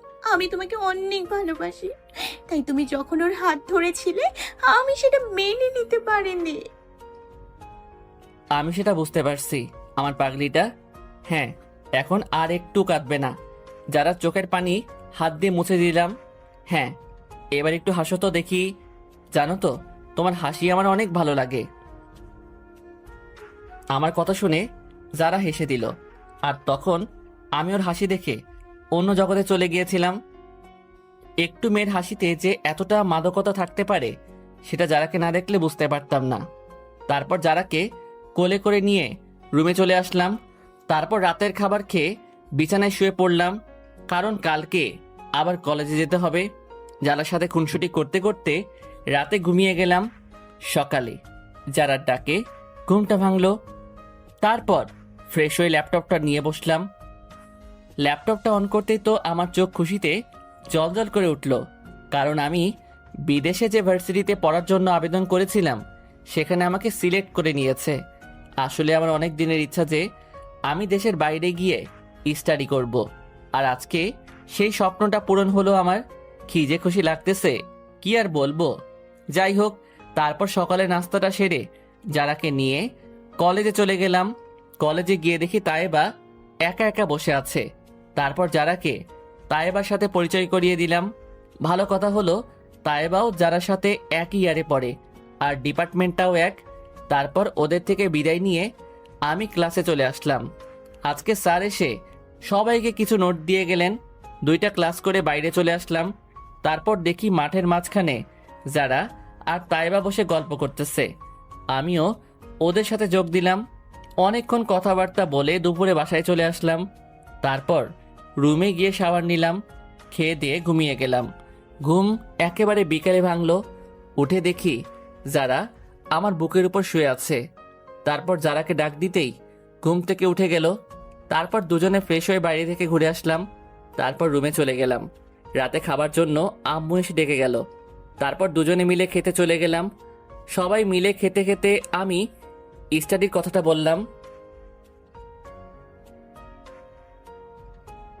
আব্বু, আমি দেশের বাইরে একটা ভার্সিটিতে আবেদন করছিলাম, আর আজকে ওরা আমাকে সিলেক্ট করছে। কিছুদিন পরে আমাকে দেশের বাইরে চলে যেতে হবে। আমার কথা শুনে যারাকে দেখলাম মুখটা মলিন করে ফেলছে। সে কি, এসব কি বলতেছিস তুই? আমাদের ছেড়ে ওই বিদেশ গিয়ে পড়ালেখা করবি? আব্বু, আমার অনেক দিনের ইচ্ছা যে আমি দেশের বাইরে লেখাপড়া করব। তোমরা অবশ্যই না করবে না? সেটা তো বুঝলাম, কিন্তু যারা মা এতদিন কিভাবে একা একা থাকবে? আব্বু কথাটা বলার পর যারা মন খারাপ করে রুমে চলে গেল। দেখলি তুই, যারা তোর কথা শুনে চলে গেল। তুই তো দেশে থেকেই ভালো ভার্সিটিতে পড়তে পারিস। দেখো আব্বু, আমি যা বলেছি সেটাই ফাইনাল, আর যারাকে আমি বুঝিয়ে বলবো বিষয়টা। ঠিক আছে, তুই যা ভালো মনে করিস। তারপর খেয়ে দিয়ে রুমে চলে আসলাম। যারাকে রুমে দেখতে পাচ্ছি না, নিশ্চয়ই ছাদে গেছে, তাই আমিও গেলাম। গিয়ে দেখি যারা মন খারাপ করে দাঁড়িয়ে আছে। তখন আমি গিয়ে যারাকে পিছন থেকে জড়িয়ে ধরলাম। দেশের বাইরে কি না গেলে হয় না? আমি এতদিন কিভাবে একা থাকবো? মাত্র তো 3টা বছর, দেখতে দেখতে চলে যাবে। আর আমি তো তোমাকে প্রতিদিন ফোন করব, কোনো সমস্যা নাই। না, তারপরে আমি তোমাকে ছেড়ে থাকতে পারবো না। তুমি বিদেশে যাবে না, এটাই ফাইনাল।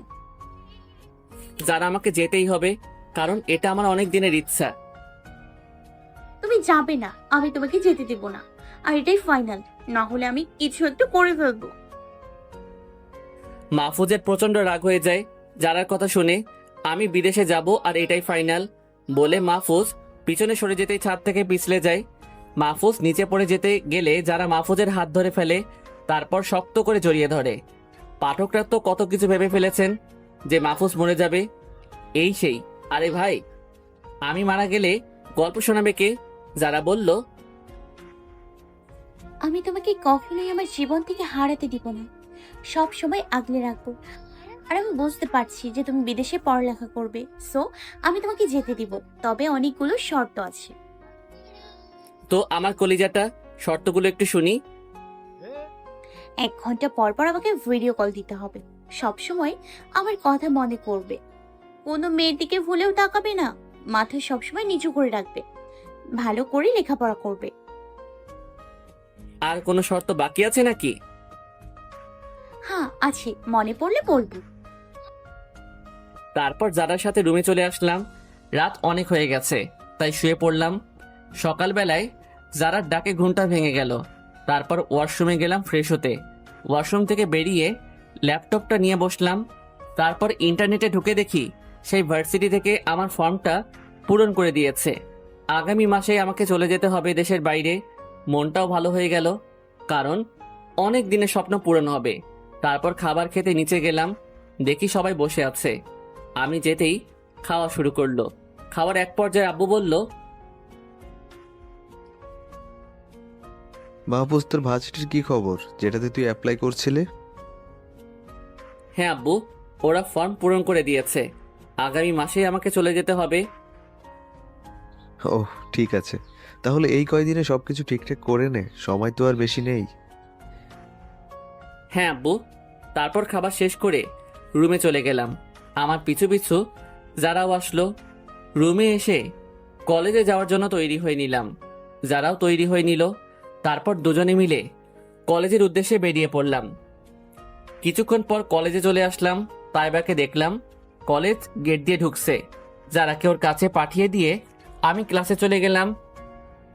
প্রথম ক্লাসটা করে প্রিন্সিপাল স্যারের রুমে চলে গেলাম। May I come in sir? হ্যাঁ মাহফুজ, ভিতরে আসো। তো বলো, কি প্রয়োজনে আসলে? আসলে স্যার, আমি দেশের বাইরে পড়তে চলে যাচ্ছি, তাই এই কলেজ থেকে টিসি এর সার্টিফিকেট লাগবে। আমি আগামী মাসে চলে যাচ্ছি। অভিনন্দন তোমাকে। আমি অনেক খুশি হলাম যে তুমি দেশের বাইরে চান্স পেয়েছো। আমি তোমার টিসির ব্যবস্থা করে দিচ্ছি। ধন্যবাদ স্যার বলে বাইরে চলে আসলাম। তারপর যারাকে ফোন করে ক্যাম্পাসে আসতে বললাম। একটু পর যারা আর তাইবা একসাথে আসলো। তারপর সবাই মিলে একসাথে বসলাম। ভাইয়া, আপনি বললেন দেশের বাইরে চলে যাচ্ছেন? হ্যাঁ যাচ্ছি, বাট তোমাকে কে বলল?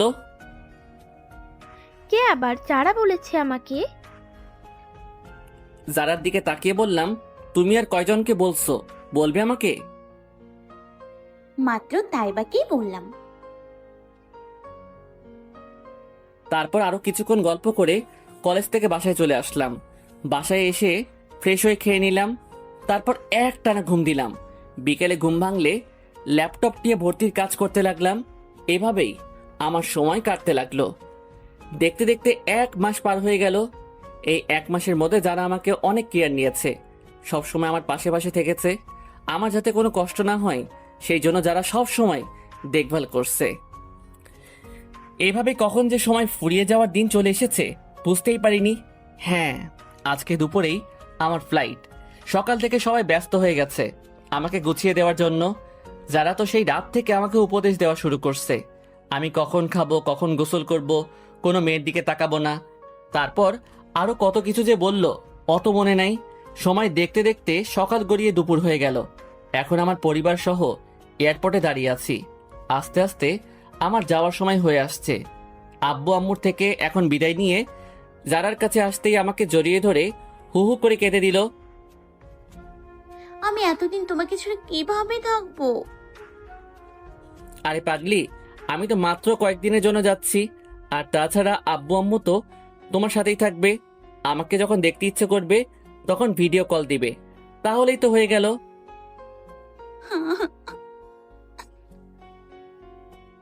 আরে পাগলি, এখনো কাঁদছো কেন? আমাদের জীবনটাকে সুখী করার জন্যই তো লেখাপড়া করতে যাচ্ছি। তুমি যদি অত কাঁদো তাহলে তো এখন যেতেই পারবো না আমি। ওই দেখো, বাবা মাও কাঁদছে, এবার তো একটু হাসো, আমার সময় হয়ে যাচ্ছে। তারপর যারার মাথা উপরের দিকে উঠালাম, চোখের পানিতে পুরো মুখে বন্যা হয়ে গেছে, চোখের কাজল লেপটে গেছে। এবার একটু হাসো তো তুমি, তোমার হাসি না দেখলে আমি যেতে পারবো না। তারপর সবাইকে সান্ত্বনা দিয়ে বিদায় দিয়ে চেকিং পোর্টে চলে আসলাম। সব কিছু চেক করা শেষ হলে বিমানে উঠে গেলাম। কিছুক্ষণ পরে আমাদের বিমানটি দেশের বাইরে যাওয়ার জন্য রওনা দিল।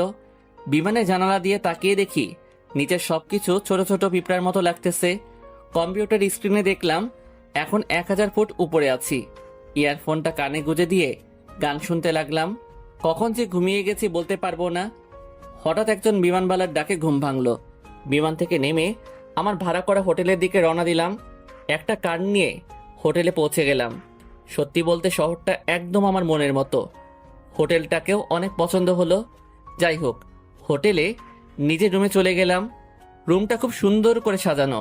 তারপর ওয়াশরুম থেকে ফ্রেশ হয়ে বিছানায় বসলাম। এখন যারাকে ফোন দিতে হবে। অনলাইনে গিয়ে দেখি যারা আছে। তখন যারাকে ভিডিও কল দিলাম। যারা আমার সাথে কথা বলতে পেরে তো প্রচণ্ড আকারে খুশি। তারপর আব্বু আম্মুর সাথে কথা বললাম। একটু পর হোটেল থেকে রাতের খাবার খেয়ে এসে শুয়ে পড়লাম। সকালবেলা ফোনের স্ক্রিনের আওয়াজে ঘুম ভাঙলো। ফোনের স্ক্রিনে তাকিয়ে দেখি যারা ফোন দিয়েছে। হ্যাঁ, যারা বলো। তুমি এখনো ঘুমিয়ে আছো? যাও তাড়াতাড়ি উঠে ফ্রেশ হয়ে খেয়ে নাও, তারপর আবার আমাকে ফোন দিবে। ওকে। তারপর উঠে ফ্রেশ হয়ে খেয়ে নিলাম। এখন ভার্সিটির উদ্দেশ্যে রওনা দিব, তাই ড্রেস পরে নিলাম। তারপর রওনা দিব আবার যারার ফোন। কি করো? এই তো ভার্সিটি যাওয়ার জন্য রওনা দিয়েছি। ওকে, বাই। তারপর একটা ট্যাক্সি নিয়ে ভার্সিটির উদ্দেশ্যে রওনা দিলাম। একটু পর আমার গন্তব্যস্থলে পৌঁছে গেলাম। ভার্সিটির গেট দিয়ে প্রবেশ করতেই অবাক হয়ে গেলাম, কারণ এত বড় শিক্ষা প্রতিষ্ঠান এর আগে দেখিনি। এরপর প্রিন্সিপালের রুমে গিয়ে সব কাগজপত্র জমা দিয়ে ভর্তি নিশ্চিত করলাম। এরপর কলেজ ক্যাম্পাসে এসে কিছু বাংলাদেশি বন্ধুদের সাথে বন্ধুত্ব হয়ে গেল। তারপর সবার সাথে ক্লাসে চলে গেলাম। স্যার আমাকে সবার সাথে পরিচয় করিয়ে দিলেন। তারপর ক্লাস শুরু করলেন। এইভাবেই আমার স্টাডি চলতে লাগলো। দেখতে দেখতে 2 বছর পেরিয়ে গেল। এর মধ্যে প্রায় সব সময় পরিবারের সাথে কথা বলেছি। বিশেষ করে যারার সাথে অনেক কথা বলতাম, যারা আমাকে সব সময় উপদেশ দিত কখন কি করতে হবে। সময় অতিবাহিত হয়ে চলেছে। আমার স্টাডি কমপ্লিট করতে আর মাত্র কয়েক মাস আছে, তারপরেই পরীক্ষা। তবে এতদিনে এই বিদেশি পরিবারের সাথে খাপ খাওয়াতে পারলেও মনটা সেই দেশের মাটিতেই পড়ে আছে। এদেশকে আর ভালো লাগছে না। এখন শুধু নিজের দেশে ফিরে যেতে মন চাচ্ছে। বাবা মা এমনকি যারাও আমাকে ফোন করে দেশে চলে যেতে বলে, কিন্তু এখন কিভাবে যাব? গ্র্যাজুয়েশন কমপ্লিট করার আর মাত্র কয়েক মাস এই আছে। একেবারে স্টাডি কমপ্লিট করে তারপর দেশের মাটিতে পা রাখবো। দেখতে দেখতে আমার পরীক্ষা চলে আসলো। আমার পড়াশোনা আগে থেকে শেষ করে রাখছিলাম, তাই পরীক্ষাতে সব কিছুই সহজভাবে পেয়েছি। একে একে সবগুলো পরীক্ষাই শেষ হয়ে যায়। কিছুদিন পর আমাদের রেজাল্ট প্রকাশ হয়। রেজাল্ট দেখে তো আমি খুশিতে জ্ঞান হারানোর মতো অবস্থা। আমি টপ 10 জনের মধ্যে প্রথম স্থান অধিকার করেছি। আমি তখনই ফোন করে বাবা মা আর যারাকে জানিয়ে দিলাম। ওরাও অনেক খুশি হয়েছে। এখন সবাই মিলে চাপ দিচ্ছে দেশে ফিরে যাওয়ার জন্য। তারপর সবাইকে জানিয়ে দিলাম যে আমি 1 মাস পরে দেশে ফিরব। যারা আমার জন্য অপেক্ষা করতে লাগলো। আসলে আমি আগামীকালই দেশে যাওয়ার জন্য বিমানের টিকিট কেটে রাখছি, সবাইকে সারপ্রাইজ দেওয়ার জন্য। ওই কথাটা বললাম। অনেক আনন্দের মধ্যে দিয়ে আজকের দিনটা কেটে গেল। সকালে ঘুম থেকে উঠে সকালে নাস্তাটা করে সব কিছু প্যাকিং করলাম। তারপর এয়ারপোর্টের উদ্দেশ্যে বেরিয়ে পড়লাম। এয়ারপোর্টে পৌঁছে চেকিং শেষ হলে বিমানে গিয়ে বসলাম। তারপর বিমান দেশের উদ্দেশ্যে রওনা দিল। দুপুরের দিকে বাংলাদেশ এয়ারপোর্টে পৌঁছে গেলাম। এয়ারপোর্ট থেকে ট্যাক্সি নিয়ে সোজা বাসার উদ্দেশ্যে বেরিয়ে পড়লাম। কিছুক্ষণ পর বাসায় পৌঁছে গেলাম। ভাড়া মিটিয়ে বাসার গেট দিয়ে ভিতরে ঢুকলাম। এই 3 বছরে চারপাশের পরিবেশটা অনেকটাই পাল্টে গেছে। সব কিছু প্রায় নতুন নতুন লাগছে। বাসার গেট দিয়ে ঢুকতেই দেখি অনেক সুন্দর একটা ফুলের বাগান করা হয়েছে। সুন্দর সুন্দর ফুল ফুটেছে গাছগুলোতে। হঠাৎ পানি পড়ার আওয়াজ পেলাম। নিশ্চয়ই গাছগুলোতে কেউ পানি দিচ্ছে। তারপর আস্তে আস্তে সামনে আগাতেই দেখি আম্মু গাছে পানি দিচ্ছে। আস্তে করে পিছন থেকে আম্মুর চোখ ধরলাম। এই যারা, এখন এইসব করার সময় নয়, প্লিজ ছেড়ে দে। আমি তো মনে মনে হাসতেছি। এই যারা, ছাড় তো আমাকে। তারপর আমাকে অনেক জোরে জড়িয়ে ধরে কান্না খুশিতে করে দিল। তুই কি জানিস তোর জন্য আমি কত অপেক্ষা করছিলাম? তুই বললি 1 মাস পর আসবি, একবার আমাকে জানিয়ে আসবি না? তাহলে এই সারপ্রাইজটা কেমন করে দিতাম?